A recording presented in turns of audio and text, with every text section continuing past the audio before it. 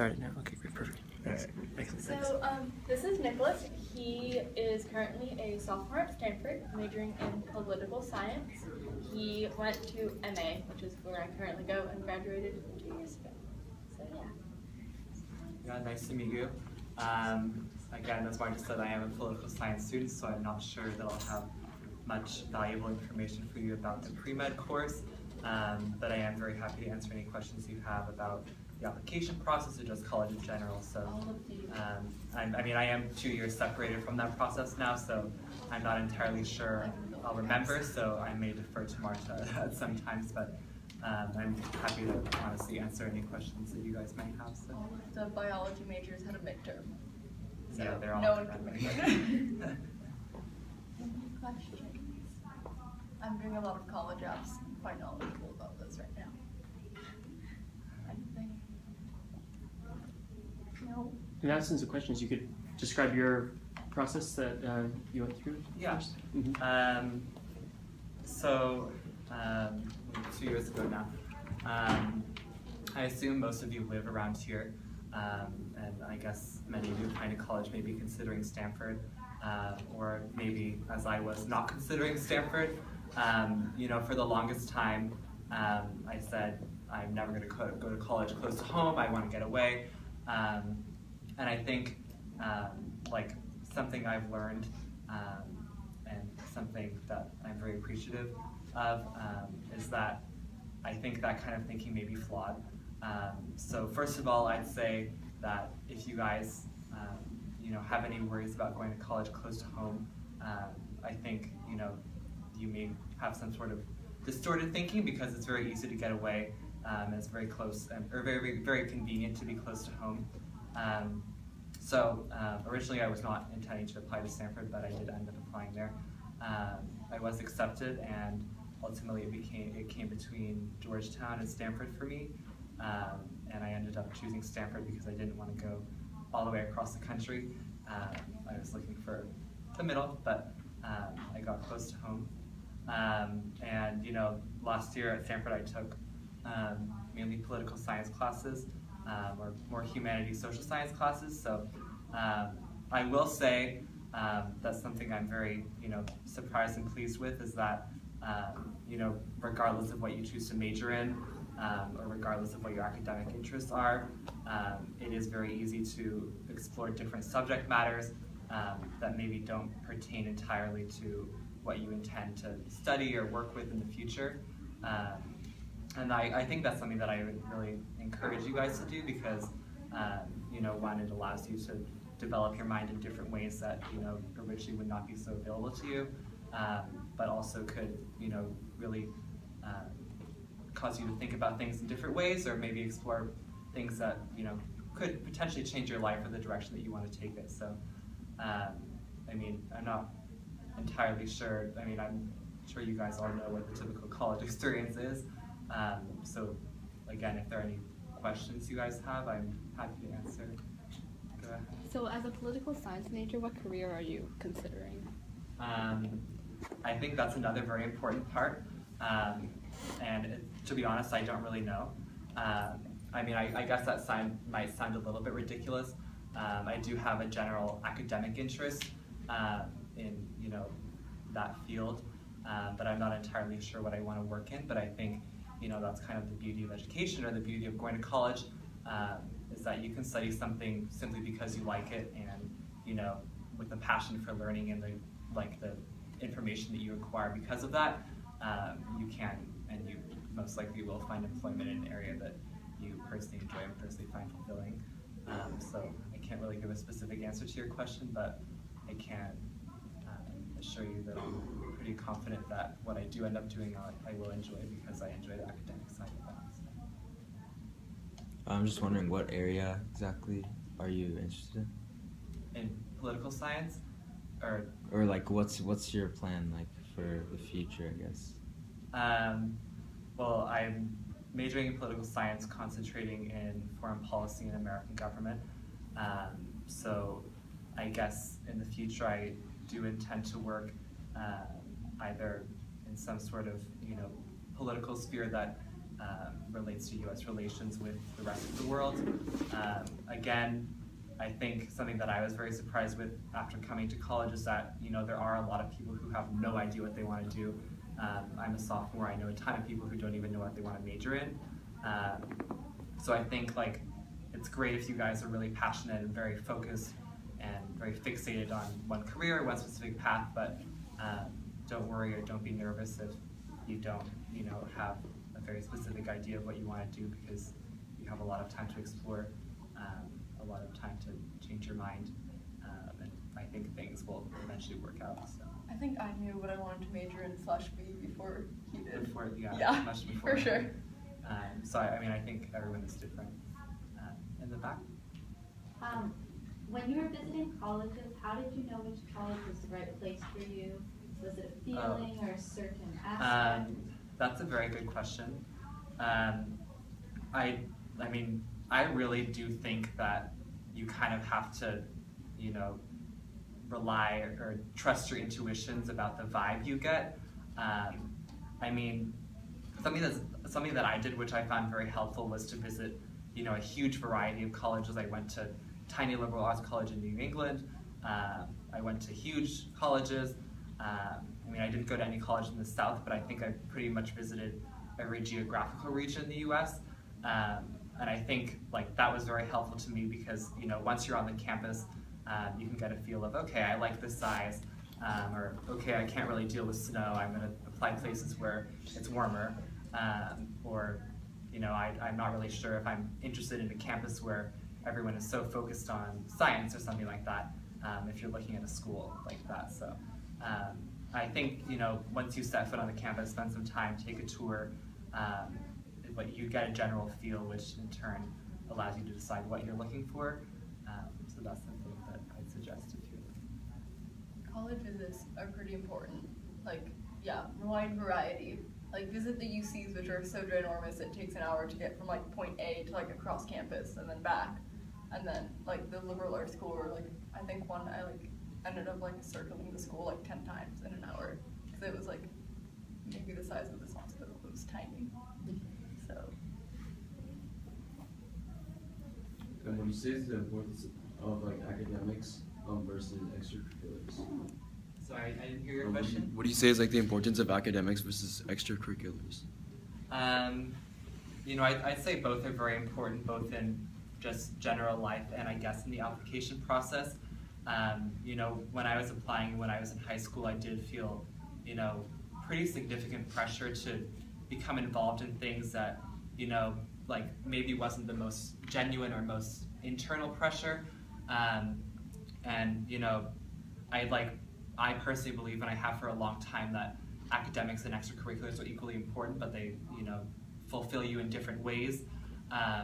So, you know, what I would encourage you to do, and what I think, you know, maybe a more successful or viable option in the college application process as well, is really to explore things that you are passionate about. Something I've noticed about, you know, other students at Stanford is that really every single one of them has some sort of very intense, very developed passion or interest in a specific area. You know, for example, my best friend is extremely interested in racial justice. And I think, you know, like, it's like exploring a variety of things, but indicating a passion for one thing, especially in your extracurricular endeavors, is something that allows you to develop yourself in a way that is appealing to colleges. I think you see a lot of people who, you know, do a bunch of things just for their resume or just for the application process, and I think any admissions committee can kind of see through that.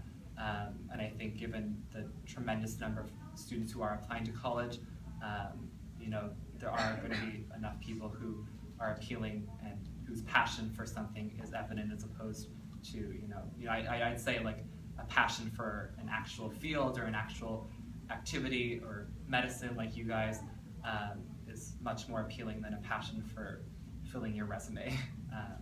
So I'd suggest exploring things that you are interested in. I have a question for both of you who could answer individually. Like, how important are taking the AP subjects during your junior and senior? Does it matter, like, if you take few and if you take many in the admission process? Again, I think that really depends on the comfort level of the student, or the confidence level maybe. I did take a lot. I took 5 in my junior year and 4 in my senior year. And you know, it was intense, but the reason I took those was because one, I was interested in the subjects in which I chose to go the AP route, and 2, I guess I will concede that there is tremendous academic pressure both within the high school and coming from the college application process to take AP classes. I think it is very important, and I would say that if you do have an option between choosing to take, you know, the standard level course and the AP course, my thinking is that, I mean, I guess the way that GPAs work in most high schools is that a B in an AP class is the same as an A in a normal class. And I would agree with that, and I would almost say that I think in most classes, you know, like a B- in an AP class is the same as getting an A or even an A+ in a standard class, because I think it shows something that you chose to choose a more difficult subject, and you do learn more. So I'd say it's pretty important, but also, you know, I'm a big proponent of keeping your sanity and, you know, being both emotionally and mentally healthy. So, you know, one, if you feel that you've over-enrolled in AP classes, definitely don't worry about dropping them, but also don't be shy of taking them, because I think they can be, you know, great ways to develop your mind. Yeah, I took 5 my junior year, and I definitely had many nervous breakdowns, oftentimes in teachers' classrooms. Like what he said, I mean, obviously colleges want you to be rigorous, and they appreciate that, but you shouldn't, as I did, overstretch yourself so much to the point where, like, you're not enjoying the classes that you thought you would be enjoying. I think that you should be taking APs in subject that you're really, really passionate about. And you know, AP Calculus isn't for everyone, and not everyone tries to take it because they feel like they have to get into college, because there are a lot of people that don't take it and still get into fabulous colleges. And I feel like students shouldn't feel pressured to take any APs. You know, take APs that you want to take, and don't take 5 because you feel like you have to impress someone. So you did not take any APs in your senior year? Oh no, I'm taking 3. So 5 in junior and senior? Yeah, so I took 1 my sophomore year, 5 my junior year, 3 this year, but I took additional tests, which added to the stress. So I will have graduated with 14 AP tests under my belt. One piece of advice, I don't know how many of you are freshmen or sophomores, but I think if you do have the opportunity to take maybe 1 class in your sophomore year, that can be, you know, very valuable in the long run. I think if I hadn't taken any in my sophomore year and then done however many I did 6 in my junior year, I don't really think that I would have been as prepared or as successful in my junior year. I do think the practice in even taking 1 class is extremely valuable and is, you know, I've ventured almost necessary in order to succeed or remain, you know, confident and mentally stable when you're taking a lot. So if you do have the option, I really encourage it, even if you're nervous or, you know, don't really worry about getting bad grades. I think that the learning is the most important process, and even an application process, if you can show that you've learned something from taking those classes, I think that is really what people are looking for. Yeah. Don't jump into 5 AP classes blind. Like, I think the one I took my sophomore year, it's just such a different, at least like it was a history one, and it's just such a different atmosphere, and it's such a different class than what a lot of kids are used to, that I feel like you should definitely ease your way into AP classes. Don't jump into them. I didn't have the opportunity to take it in my sophomore year, so I actually took an AP course in between over summer. So if you have the opportunity to try and take an AP course in the summer between sophomore and junior, if you want to spend your entire summer with an AP course, that's what I did. You know, 20 years ago, it was Cal offered an AP bio course over the summer, and I did that. What's your advice for writing your essays during the contest? Start so early. I started my Common App in June, and I finished it like first week of October. So like start early, and if you know where you want to apply, start those supplements early, because those supplements, they don't look like a lot, but oh my gosh, they like start racking up, and all of a sudden you're like, I have 5 essays to do by like this Saturday. Like, what am I gonna do with my life? So like, definitely start early and get a lot of feedback on them. And I'd add, like, don't feel pressure to, you know, be someone you're not. I think when you're genuine, it really shows. And another thing is, you know, like maybe showing them to people who know you best is the best way to get feedback, because I think really the most important part is to show who you are, and you know, people who know you well, obviously, are those who are best equipped to tell you, you know, this doesn't sound genuine, this sounds, you know, this doesn't sound good. So I mean, I'd say be yourself, but also allow other people who know you well to make inputs. What made you choose Stanford, and what was special to Stanford to you than other universities? I remember you texting me, like, should I do Stanford or Georgetown? And I was like, Stanford, because Jonathan's leaving and I can't deal with both of them gone. Yeah, as I began, you know, even in the beginning of my senior year, I did not think I was even going to apply to Stanford. I think that was a combination of maybe, you know, like application acceptance rates are so daunting that it's very easy to become, you know, maybe disenchanted or say, you know, what's the point of even applying here because I don't think I'm going to get in. And also there was the aspect of me not wanting to be so close to home. But as I've learned, mothers know best, and my mother told me, you know, you're going to apply early to Stanford. I did, I got in. You know, as I think I said, ultimately it came between Stanford and Georgetown. And at Georgetown, it was the School of Foreign Service. So at both, really, I'd be studying the same thing. I think I ultimately chose Stanford primarily because of location. I did not want to go all the way across the country. But also, I think, you know, really personally, the culture of Stanford maybe works better with me. You know, Georgetown, well, far from being very religious, is Jesuit. So I think there are a lot of important things that you have to consider when choosing where to apply, and once you're accepted to places, where to go. And really, really, really don't let considerations of prestige or, you know, I'll get a better job if I go to this place affect you, because I know people at Stanford who feel like they should have gone other places, and I think the pressure or, you know, the unhappiness that comes with being in a place that you don't want to be really isn't worth it for whatever comes later in your life. So. What do you think are some tips for like balancing academic, extracurriculars, and your social life, you know, the high school student, and like still getting to sleep? You probably shouldn't ask me that. I don't have a social life. I think just like, this is so hypocritical of me to say because I do it all the time. Like, don't procrastinate. Like, you want to, but don't do it. Like, if a paper is due in a month, write like a paragraph a week, and then like you get it done. You know, like, don't write the paragraph the weekend before. Like, don't write the essay the weekend before it's due. And like, I feel like just stuff like that. It's like little things. Like, also like, you know, don't overwhelm yourself and take too many AP courses while trying to juggle like 15 clubs and like a healthy social life, because that's realistically not going to happen. Because we do need. I mean, like, I averaged like 3 hours of sleep last year, and like, I'm still alive.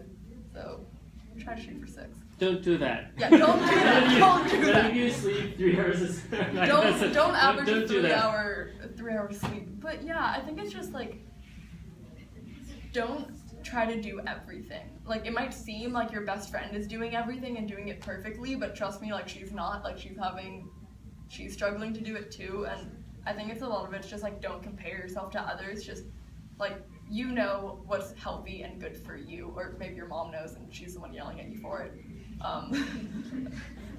And yeah, just do what you think is right for you, and don't try to overburden yourself because you think like, oh, this is the only way I'm gonna get to Stanford, or like the only way like this is gonna happen. Like, just like relax and don't take 5 AP classes. Moral of the story ever. Yeah, I think something that I'm still learning is that it's very important to, you know, set and strictly follow boundaries for each specific type of time. You know, I really think there's no worse feeling than like hanging out with people and feeling like you're supposed to be doing homework, or feeling like you should be doing some sort of extracurricular activity. I think, each is, equally important in their own respect. So I'd say, like if it's possible, and I know procrastination is so tempting, I do it all the time, but like if it's possible, avoid procrastination and, allow yourself some time to hang out with friends without the worry of having to be doing, like without feeling guilty about not doing homework. I just say like, get things done when you need to, and then allow yourself time to cool down, and I think that's a pretty healthy and successful way to do it. Get sleep. Like, because then the thing is, it's like, you're on 3 hours of sleep, and then I slept through calculus last year. I actually remember a single day where I was awake for the entire period. I don't know how I passed that class. Actually, I do know, it was my friend.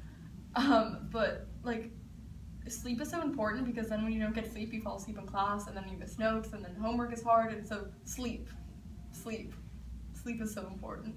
Like, just, like, it doesn't matter, like, one late assignment isn't gonna kill you if you don't do your English homework, but you go to sleep at 12, like, that's a victory. Yeah. I think my question was, for you guys, was it the SAT versus ACT? What did you find that was better for you? I did both. My mom was like, just take the ACT, and I was like, Mom, I have to take the SAT too, and then I got my ACT scores, and I was like, why did I ever take the SAT? And she's like, I told you so, Marta. I think take practice of both, and then find out which one you like better, because the ACT is, like, it's more mathy, it's more sciencey, it's better for people, like, that are mathy and sciencey, and the SAT, I feel like, is better for people like Nicholas who are, like, humanities-based. But yeah, try both and see which one you like. I will say that, like, I don't know if things have changed very radically in the 2 or 3 years since I took it. I don't really think they have, but I don't think the ACT is nearly as popular in the West Coast here in California as the SAT, and I do think that, any test prep or like, I don't really think classes in public or private high schools teach to the SAT or teach to the ACT, but I think, like, just the fact that the SAT is so much more prevalent here, I would, if you really can't decide between either and you have to choose one, I would choose the SAT. But again, I think what Marta said is, a very reasonable thing. Take practice tests of both, see what you do better in. I don't know if this is true, but I have heard some people say that the ACT maybe is easier to study for or something. I mean, I didn't take both, so I can't speak to that, but I think there is a general idea that it's maybe easier to get a better score on the ACT because it doesn't test, like, or it tests things more that you can study for as opposed to your thinking ability or something. Again, I don't really believe that, but I've heard some people say that. The ACT, I think, is just the reason, like, I found it easier. It's a lot more straightforward with its questions. Like sometimes, like, the SAT questions, you're like, what are you really asking me? And then you're like, what are you asking me? And then you're like, did I read the, like, the ACT, I just feel like the way the questions are set up are a lot more straightforward, and that's why I liked it so much more. And yeah, also, I feel like it's easier to get a higher score on the ACT, especially if you are a really strong math and science student, because, like, the SAT doesn't have a science section and the ACT does. And the science section isn't actually science, it's can you read a graph? And most of us can. So, yeah, but try both. So when did you guys take your first SAT or ACT, and when do you guys think it's the best time to start? I did this, and I'm a huge proponent of it. Really any four-year college that you're going to apply to is going to require subject tests as well. So what I did was I first took the SAT in January of my junior year, then retook it. Maybe you don't need to retake it, but I felt that I should retake it, so I retook it in March. And then I took subject tests in May and June. And I think that's the best way to get it done, because I don't really think you want to be taking the SAT or subject tests in your senior year. At that point, you should be solely focused on writing your essays, doing your college applications, making the most of your last year in high school. And I think that's probably the least, like, if you can prepare well enough in advance to take the SAT in January of your junior year, I think that is probably the best way to avoid stress into. Because you never know what's going to happen. Like, I was supposed to take my ACT in April, and I got food poisoning the night before. So my mom was like, there's no way you're going to that test. And so I had to take it, I took it September of this year, so my senior year. So definitely don't, like, something's going to go, like, you don't want something to go wrong and then not be able to have test scores. So I definitely, with him, am a proponent of doing it, like, do it January of your junior year.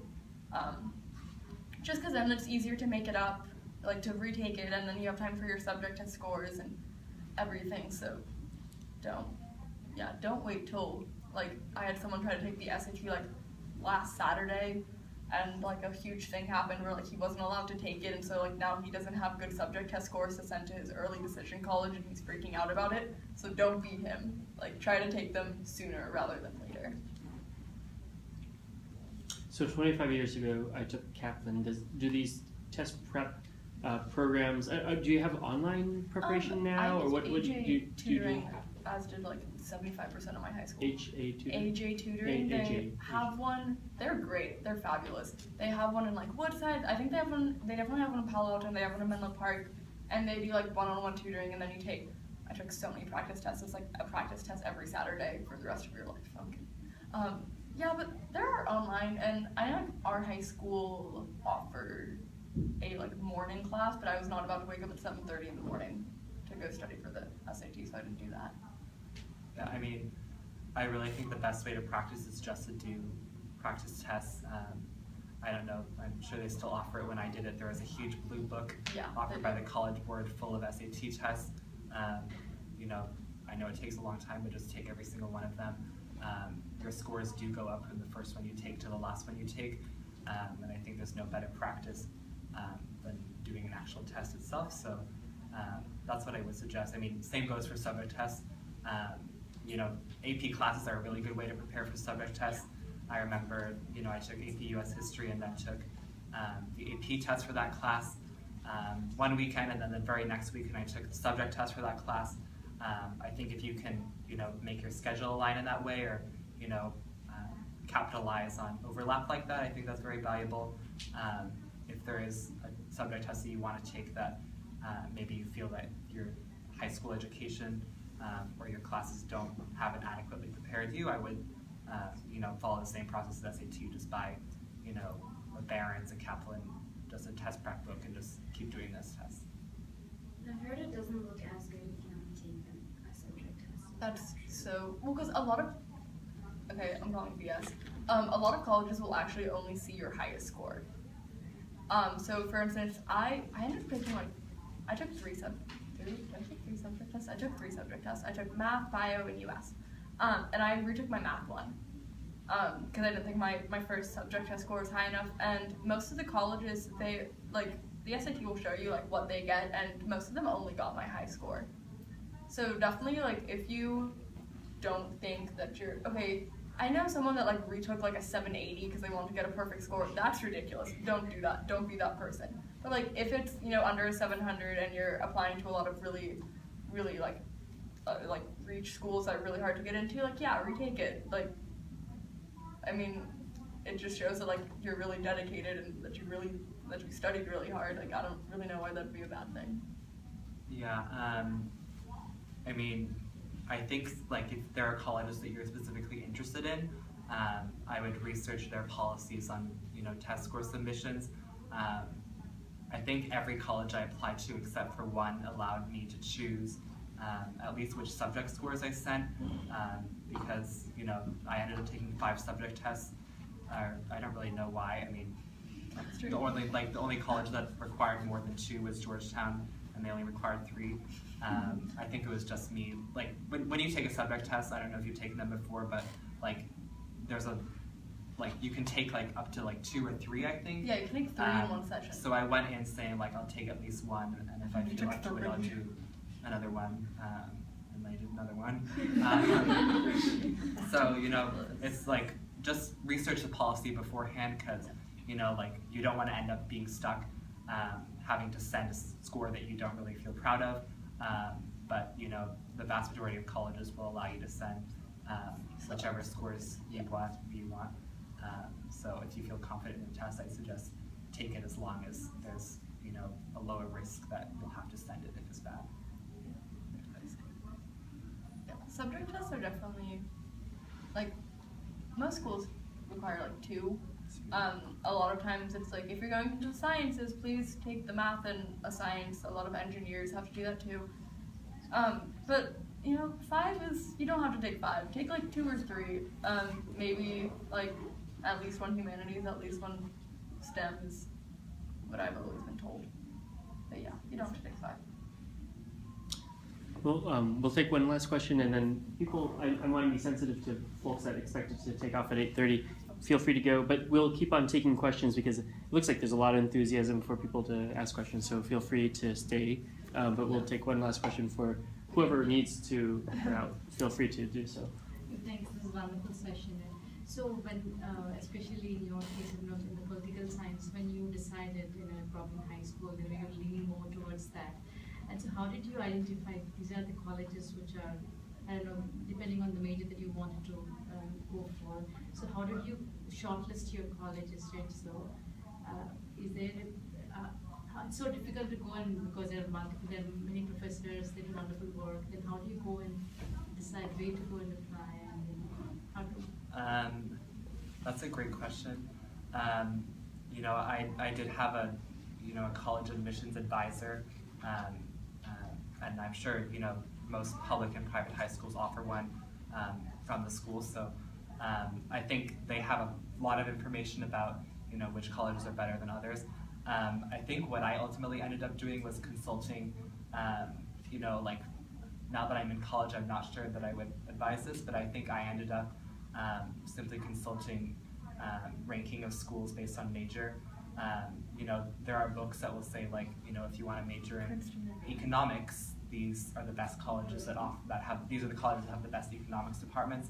I think what I would do if I could do it again was, like maybe use those lists as a very general introductory guide to maybe finding the type of college that I wanted to apply to. And once I had narrowed it down a little bit, I would have gone to that college's website. Every college offers an online list of the majors, and I think most colleges, if you click on that major, it'll say what kind of classes, maybe research professors, the researchers are doing. Like I think like really the best way is just based on reputation, but like if you want to do your own research as opposed to relying on kind of arbitrary rankings, I'd advise just going to the websites and looking. I want to double major, which my mom was like, you shouldn't be doing this to yourself again.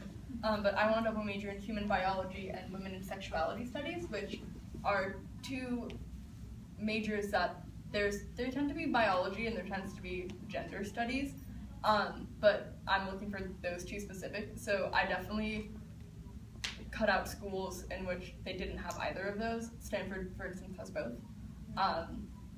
And so I think that if you know you're really passionate about something really specific, like I am, that look for colleges that will allow you to continue that passion later on. And yeah, like human biology is really important to me. So I think all of the schools but like 3 on my list have some sort of human biology major on them, because that was really what was important to me in a college.